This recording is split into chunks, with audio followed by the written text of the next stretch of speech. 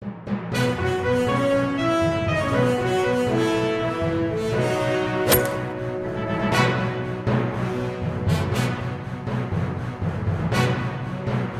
वालेकुम रहमतुल्लाहि व बरकातुहू। मैं लिब्बास वफा और आप देख रहे हैं SNN चैनल पैगाम हक।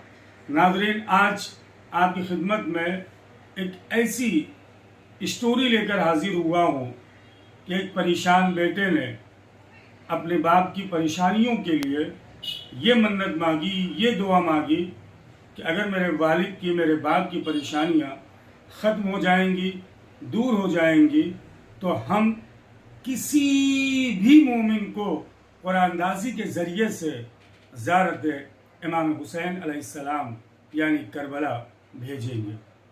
बच्चे की नीयत खालिस थी, दिल की गहराइयों से दुआ निकली थी अपने बाप के लिए, खुदा ने कबूल किया।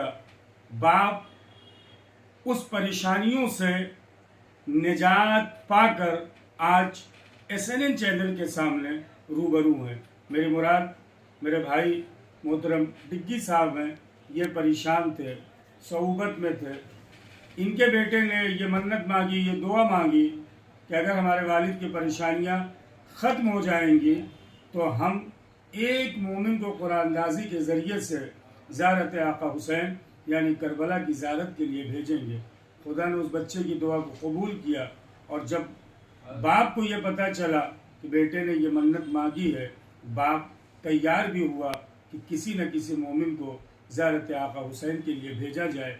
इंशाअल्लाह विलादत आका हुसैन अलैहिस्सलाम के मौके पर यानी 3 शाबान को कुरानदाजी होगी और जिस भी मोमिन बंदे का नाम उस कुरानदाजी में आएगा, इनकी जानिब से यानी मोहतरम डिग्गी और इनकी फैमिली की जानिब से, इनके बच्चों की जानिब से उस शख्स को ज़ियारत आका हुसैन के लिए भेजा जाएगा। आइए खुद जानते हैं। डिग्गी भाई, SNN चैनल पर आपका मैं खैर मकदम करता हूँ और मैं ये जानना चाहता हूँ पूरा मामला क्या है, बच्चे ने क्या दुआ मांगी थी और साथ ही साथ ये जो एक मोमिन को आप ज़ियारत पर भेज रहे हैं, बच्चे की दुआ को खुदा ने कबूल किया, उसका क्या सिस्टम है, क्या तरीक़ा होगा, किस तरह से आप भेजेंगे?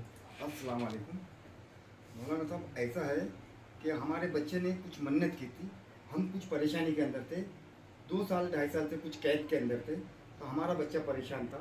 हमारे बच्चे ने कुछ मन्नत की थी मौला हुसैन से और हर साल की तरह हम लोग 3 शाबान और 13 रजब का विलादत का जश्न मनाते हैं हमारी गली के अंदर पठानवाड़ी में। तो हमारे बच्चे ने मौला हुसैन से मन्नत की थी, मौला मुश्किल कुशा अली से मन्नत की थी कि मेरे बाप को कैद से, परेशानी से आज़ाद करा दोगे। तो उसने मन्नत की थी कि किसी एक शख्स, एक मोमिन को करबला की ज़ियारत के लिए भेजेगा। जो मेरे मौला ने मेरे बच्चे की मन्नत को कबूल किया और मेरा बच्चा उस मन्नत को पूरी करने के लिए 13 रजब को जश्न मौला अली के विलादत के दिन पे कोपन बांटा और उस कोपन का कुरानदाजी होगी 3 शाबान को। इंशाल्लाह 3 शाबान के दिन जिस मोमिन के, जिस बंदे के कुरानदाजी में नाम निकलेगा, उस बंदे को करबला की ज़ियारत के लिए मेरा बच्चा भेजेगा। तो साथ ही साथ अगर एक चीज़ और भेजूँ, इंशाअल्लाह 3 शाबान को कुरानदाजी में जिस भी मोमिन का नाम आ जाएगा, ऐलान बहुत सारे होते हैं, कितने दिनों में, कितने महीनों में आप उस बंदे को ज़ियारत आका हुसैन के लिए भेजेंगे? देखिए, ऐसा है कि कुरानदाजी में जिसका भी नाम निकलेगा, अल्लाह करे उस बंदे का नाम निकले कि जिसे भेजने के लिए अंदर कोई परेशानी नहीं होए, उसका पासपोर्ट, उसकी सहूलियतें सब होए उसके पास।